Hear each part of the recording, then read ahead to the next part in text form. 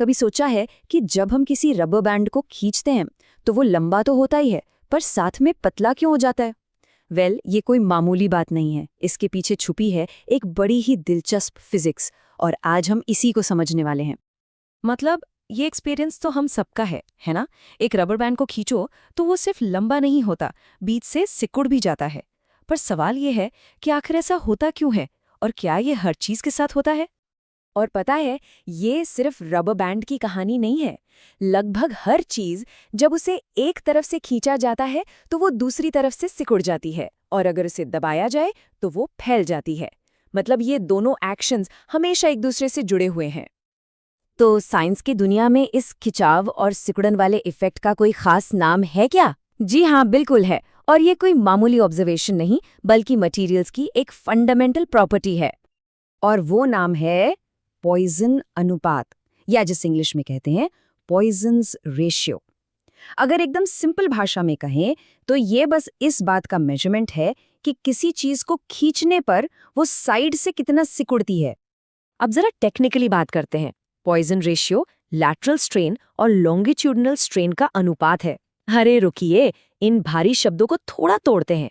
इसका सीधा सा मतलब है कोई चीज साइड से कितना सिकुड़ी और लंबाई में कितना खिंची, बस इन्हीं दोनों का रेशियो है ये। इसके फॉर्मूले में एक नेगेटिव साइन जरूर दिखेगा, और ये बहुत जरूरी है। क्यों? क्योंकि ये हमें याद दिलाता है कि खिंचाव और सिकुड़न हमेशा ऑपोजिट डायरेक्शन में काम करते हैं।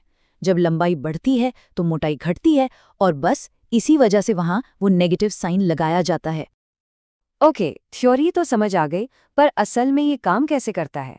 चलिए अब इसे कुछ असली नंबरों के साथ समझ कर देखते हैं। तो मान लीजिए कि हमारे पास एक मेटल की रॉड है। इसकी शुरुआती लंबाई है 1000 मिलीमीटर और इसका डायमीटर है 10 मिलीमीटर। अब हम इस पर एक टेंसाइल लोड लगाते हैं, मतलब हम इसे खींचते हैं। अब मान लेते हैं कि खींचने के बाद इसकी लंबाई 1 मिलीमीटर बढ़ गई। तो सबसे पहले हम निकालेंगे लॉन्गिट्यूडिनल स्ट्रेन, यानी लंबाई में आया बदलाव।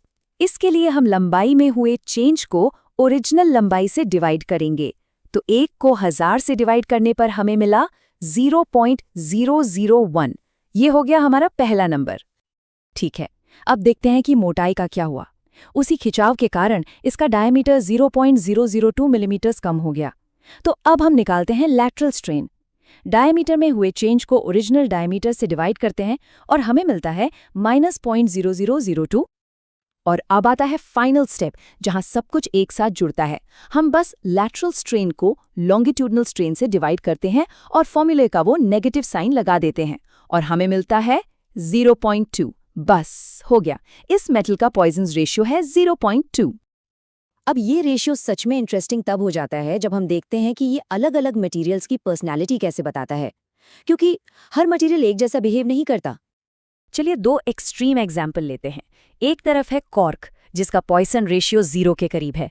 इसका मतलब ये कि जब इसे खींचा जाता है तो इसकी मोटाई में लगभग कोई फर्क नहीं पड़ता। और दूसरी तरफ है रबर, जिसका रेशियो है लगभग 0.5। ये बताता है कि जब इसे खींचते हैं तो इसका शेप तो बदलता है, पर इसका टोटल वॉल्यूम लगभग उतना ही रहता है। तो यहाँ साफ दिखता है कि मटेरियल्स का बिहेवियर कितने बड़े स्केल पर अलग अलग होता है। एक तरफ रबर जैसा लचीला मटेरियल है, तो दूसरी तरफ स्टील और एल्यूमिनियम जैसे सॉलिड मेटल्स। और इन सब का अपना एक यूनिक पॉइजन रेशियो है जो इनके बिहेवियर को तय करता है। तो ठीक है, ये एक काफी इंटरेस्टिंग फिजिक्स का कॉन्सेप्ट है, लेकिन हमारी रियल लाइफ में इस नंबर का आखिर मतलब क्या है? ये इतना जरूरी क्यों है? देखिए, ये एक अकेला नंबर इंजीनियर्स को ये समझने में मदद करता है कि कोई भी मटेरियल प्रेशर में कैसा बिहेव करेगा, और ये कुछ भी बनाने के लिए बहुत जरूरी है, चाहे वो कोई पुल हो, कोई हवाई जहाज, या फिर एक बॉटल का ढक्कन ही क्यों ना हो। ये हमें बताता है कि कोई चीज कितना मुड़ेगी या सिकुड़ेगी, जो सेफ्टी और डिजाइन के लिए सबसे जरूरी जानकारी है। और ये रेशियो अकेला काम नहीं करता, ये मटेरियल की दूसरी जरूरी प्रॉपर्टीज जैसे उसकी हार्डनेस और इलास्टिसिटी को मापने वाले दूसरे मॉड्यूलस से भी जुड़ा हुआ है। एक तरह से ये इन सभी जरूरी प्रॉपर्टीज के बीच एक पुल का काम करता है, जो इसे मटेरियल साइंस का एक बेसिक पर बहुत जरूरी हिस्सा बनाता है। तो अगली बार जब कोई रबर बैंड खींचे या किसी पुल के बड़े से बीम को देखें तो याद रखिएगा कि पॉइसन रेशियो वहां चुपचाप अपना काम कर रहा है। इस एक छोटे से रूल को समझना हमारे आसपास की दुनिया को देखने का नजरिया ही बदल देता है। अब सवाल ये है कि इस जानकारी के बाद कौन सी रोजमर्रा की चीज है जिसे अब एक नए नजरिए से देखा जाएगा।